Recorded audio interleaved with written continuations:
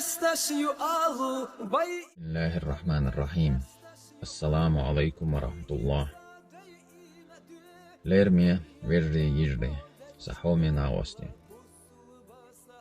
Sa vistgalar herdo ok daharler scheenah wa yuqah dol chol khlat.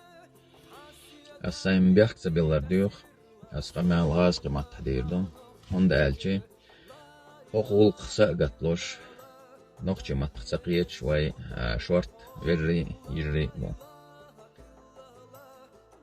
Дорогие братья и сестры, дорогие соратники, хотелось бы сказать несколько слов по поводу сложившейся ситуации.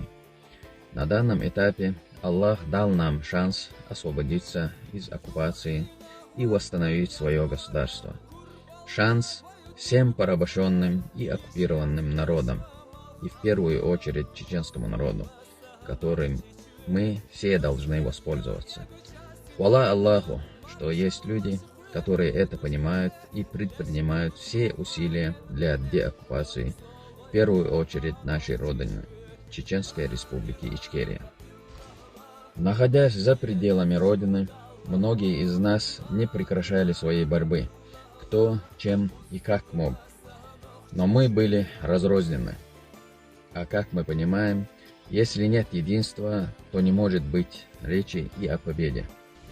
Среди нас были люди, патриоты своего народа, которые продолжали нести знамя свободной Ичкерии, вели работу по объединению и сплочению сторонников независимости Чеченской Республики Ичкерия, каких бы трудов это ни стоило. Несмотря ни на что, если дело касается объединения сторонников независимости, пользы общего дела, выезжали в другие государства, встречались с людьми, отвечая на их вопросы и принимая их предложения. Никогда, по крайней мере, я этого не замечал, не ставя свои интересы выше интересов нашего государства. И это члены команды Ахмеда Закаева, члены Государственного комитета деоккупации. Но не все так просто и гладко. Мы не должны забывать, что государство, с которым мы ведем борьбу, это государство, которого по сегодняшний день боялись все и молчаливо закрывали глаза на все их зверства. Мы были одиноки в своей неравной, но справедливой борьбе. Но всему когда-то приходит конец. Все изменилось после вторжения России в Украину. Мир начал смотреть на Россию по-другому. Все узнали, что такое русский мир.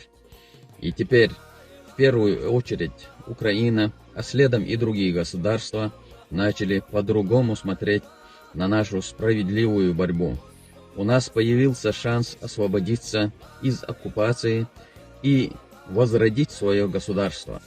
Но есть люди, которые всячески мешают этому. Может, некоторые и с благими намерениями, но это не очищает их от грязи, в которую они залезли.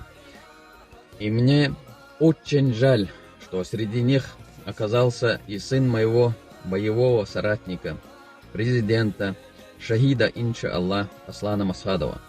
Я очень надеюсь, что Анзор Масхадов поймет, вот что его втягивают эти горе-патриоты. Не хочу думать, что эти люди вредят нашей борьбе по деоккупации нашей Родины сознательно. Но на всем этапе строительства нашего государства нет ни одного эпизода, где они, как и сторонники Удугова, принесли пользы нашему народу и нашему государству. Всегда и везде провокации и раздоры. Все должны знать, что мы сторонники независимости, ветераны двух войн, которые положили на весы не только свои жизни, здоровье и имущество, но и жизни близких нам людей, не позволим помешать нам в объединении усилий в деле освобождения нашей Родины. И в конце хотелось бы еще раз сказать всем нашим братьям и сестрам, чтобы приблизить нашу общую победу, нам нужно объединяться. Мы должны показать свою сплоченность. И да поможет нам Аллах в нашей справедливой борьбе. Аллаху Акбар. И еще хотел бы напомнить всем, что 27 ноября пройдет съезд сторонников независимости, приуроченный к 32-й годовщине со дня принятия декларации о государственном суверенитете Чечено-Ингушской республики. Просьба ко всем сторонникам независимости Чеченской республики Ичкерия принять участие в работе съезда. Съезд будет проходить в Бельгии.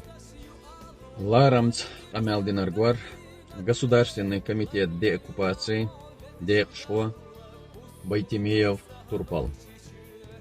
Ассаламу алейкум ва рахматуллах.